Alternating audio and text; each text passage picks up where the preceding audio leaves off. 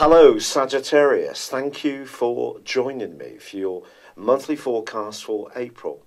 Now the purpose of tuning into my channel is for me to give you an outline of the planetary influences for the month ahead. But I'm going to ask you a question as we enter into this new month. And that question is, how has Saturn been impacting on you since late last year? For on the 19th of December, Saturn moved out of your sign, where it had been for the last 2.5 years, and moved into its home zone of Capricorn. Of course, Saturn is about responsibilities. It's about being serious-minded. It's about structures. It's about a more traditional approach to life. And when it was making its way through your own sign, it was asking you to just trim the surplus from your existence and focus on what was truly essential. But that may have meant that some things that used to be important to you made way for things that have now become very crucial to you. And then the next stage of Saturn's journey is to ask you to take those things that were really important to you and to test them out and to prove them in creating a firmer foundation for your existence. Now, there are different ways we can look at this. We can look at this in a philosophical way, which is obviously something that Sagittarius people often do, or we can look at it, we can look at it in a more practical way. Now, the philosophical side of Saturn moving into this area is it's about your core values, but it's also about your self-worth. But also in that more practical, prosaic way, it's about cash. So since the 19th of December, how have you experienced life around those two key areas? How you feel about yourself and how you are finding your experience around your income.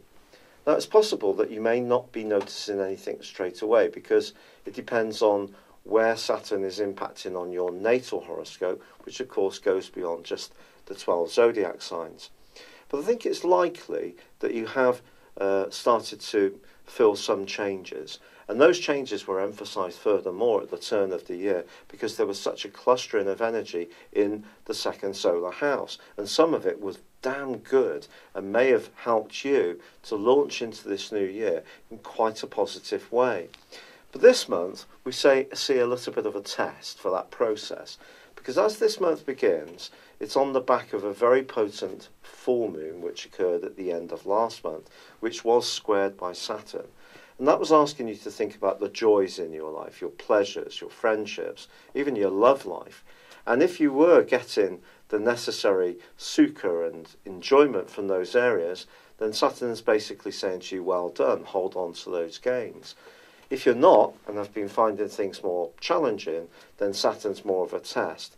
And the test really is about being a little more careful with your expenditure when it comes to risk-taking, investment, if you're someone who's interested in money making, or if you're someone who's trying to balance your home budget, it's about being a bit more cautious about what you're spending your cash on. And there's more of this as this first few weeks of this month begins, because Saturn is joined by Mars.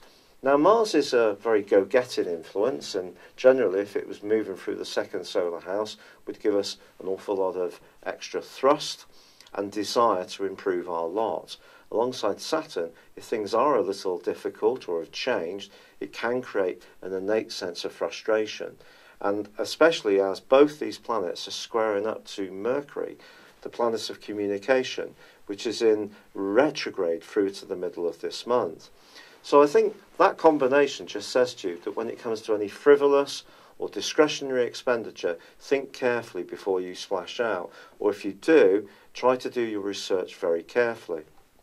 It also suggests that when it comes to your love life or your social situation or the things you enjoy, that with Mercury twisting backwards, there can be some cross wires, of course, and it is still an opportunity to try to extract more value from your talents. But if you're wanting instant results in terms of your income, then you may have to really dig in and start to show the application that Saturn always asks of us, relentlessly throughout its journey. It's just its journey now for you for the next couple of years is in this second house. Now, there are other influences going on at the start of this month. Venus relocated at the end of March into a very practical location, which can help you around your work contacts and also about providing good services if you work for yourself, or in a romantic context, being a bit more realistic about what's possible. That's not to say you're being unrealistic before, but it's just a realistic influence. And Venus is going to be in this location through to the 24th, but then it moves into a super wonderful location for you because it goes into your opposite sign of Gemini. Now, Venus here for you is all about improvement around all sorts of relationships, not just romantic ones. But if you are looking to meet someone, then certainly the transit of Venus into Gemini on the 25th is going to be a lovely period of time, the following 28 days, where there can be some really delightful connections or experiences. Someone new could enter your orbit, or you have an opportunity to improve the tie you're already in. But this month also sees Mercury end its retrograde on the 15th. And of course, we'll all be cheering from the rooftops about that, but it doesn't actually come back to the position where the retrograde began until the 4th of May. So we have to stay realistic. But what does happen on the 16th is an amazing new moon for you, for specifically your zodiac sign. And it's going to give you a huge burst of energy and enthusiasm and liberate you in the way you love around ideas, people that you spend time with, the company you keep, the pursuits that you're enjoying, and anything which gives you pleasure. And over the following month, the more novel and imaginative you can be in your approach, the more you're going to get a payback. Now, Saturn does slam on the brakes on the 18th and go into a retrograde for 5.5 months, which just suggests that there may be more self-discipline to show. But then, in the last 10 days of this month, Mars goes alongside Pluto. And if you're prepared for a scrap, and you really want to improve your lot by working hard, showing the perspiration along with the imagination and inspiration, which can come from your natural talents and also the new moon, this is a great opportunity to really hunker down and really get to grips with any opportunities you've got to improve things, and you can do very well. Now, the Sun moves into a more practical location, joining up with Venus on the 20th.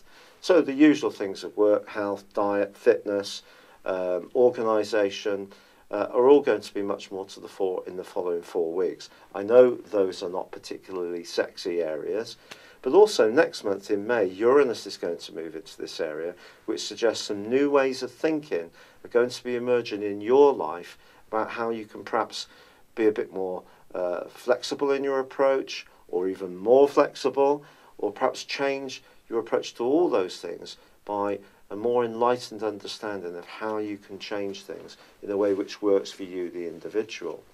As this month draws to a close, it's true that there is a tricky full moon. And you could end this month feeling a bit drained.